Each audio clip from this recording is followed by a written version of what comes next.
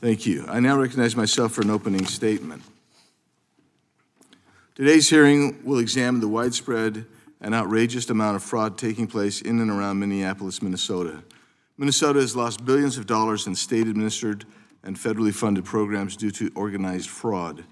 Fraud networks operating in Minnesota dating back more than a decade have submitted over $9 billion, that's a billion with B, in false claims.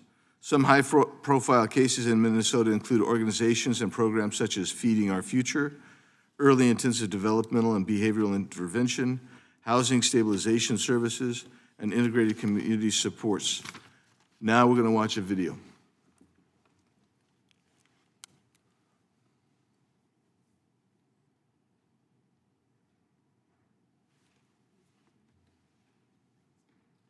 It's welfare fraud. It's all about the daycare. They estimate as much as $100 million a year is being stolen by shady daycare center operators. So how much money are we talking about stolen from the American taxpayer? Well in excess of $1 billion. Ripping off state-run programs intended to feed low-income kids, house the disabled, and provide services to autistic children. Where are the children at? Do you know where the children are at? Where are the children at in these daycare centers? I don't care. Are there children here today? No. No children? Yes. So this is Quality Leering Center. Hello, we'd like to ask where the money's going. Attorney General Keith Ellison was focused on one thing and one thing only, and that was keeping these folks in business. When do you think Governor Walz knew about this fraud? From the very beginning. What happened here in Minnesota that allowed this fraud to materialize? The people at the highest levels of responsibility in the government of the state of Minnesota looked the other way.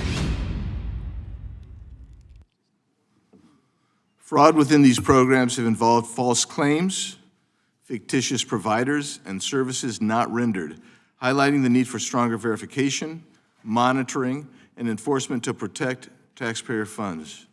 These fraudulent actions have robbed taxpayer funds intended to feed children, support individuals with autism, provide housing for low-income and disabled Americans, and deliver health care to Medicaid recipients.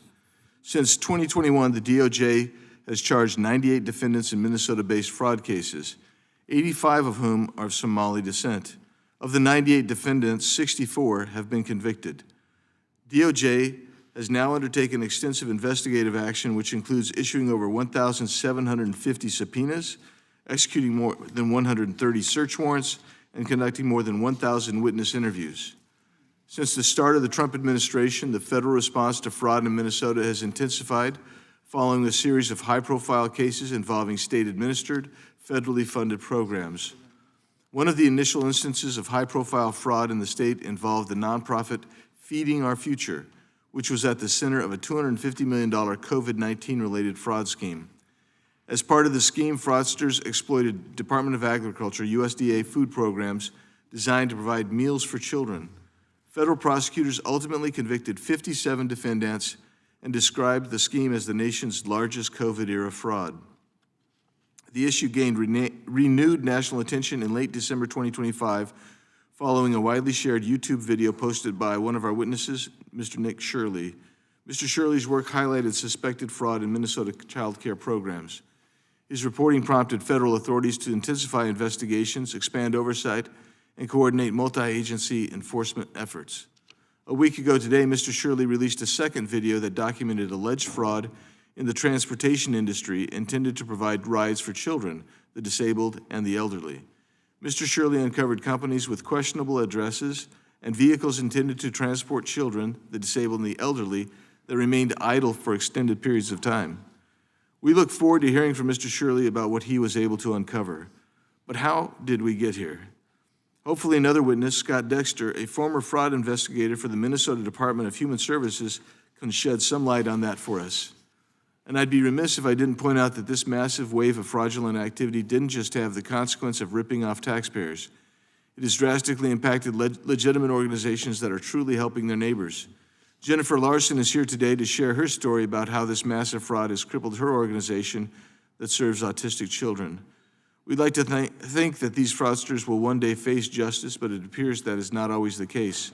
For example, Yasmin Ali, a daycare and home health care owner charged with stealing millions from Minnesota taxpayers, after being granted bail, disappeared before a trial and has not been located since. That was more than a decade ago. The tentacles of this fraud ring are widespread and include crimes other than fraud. For example, the aforementioned Yasmin Ali. Her brother, Adaris Abdullah Ali, pleaded guilty in 2009 to lying to a federal grand jury about his knowledge of a group of young Somali men in Minneapolis who traveled to Somalia to fight with al-Shabaab, a foreign terrorist organization against the transitional federal government of Somalia. We can also consider the fact that at least $700 million in U.S. cash transported via passenger luggage through Minneapolis-St. Paul International Airport. The incidents are all currently under federal investigation, with the majority carried by couriers traveling to Somalia, other African nations, and the Middle East.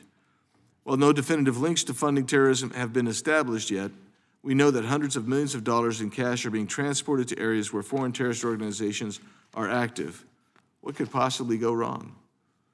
A whistleblower has alleged that TSA personnel at MSP, Minneapolis-St. Paul International Airport, repeatedly identified and flagged routine encounters with Somali men carrying large suitcases filled with bundled cash, often exceeding $1 million.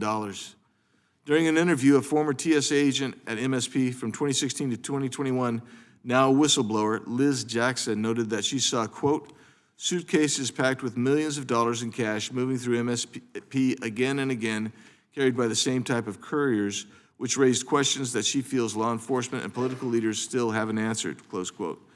Jackson further explained her repeated encounters with Somali men carrying suitcases packed with cash, and in one case, a bag filled with new passports. According to Jackson, the volume, consistency, and profile of the transactions she witnessed were well beyond ordinary or everyday behavior. Treasury Secretary Scott Bessent has noted that the department is currently investigating where Minnesota's taxpayer dollars are being placed. Additional reports show that Somali individuals in the United States send roughly $215 million abroad each year. On January 9th, Secretary Bessent indicated that the Treasury Department's Financial Crimes Enforcement Network, FinCEN, informed 4 money transfer organizations that they're under investigation for their roles in the fraud scheme involving the theft of funds from social services in Minnesota. He also indicated that some banks in Minnesota are being investigated by the Internal Revenue Service's Civil Enforcement Division for allegations related to money laundering. As you can see, there's much to unpack surrounding these numerous fraud schemes taking place in and around Minneapolis, Minnesota.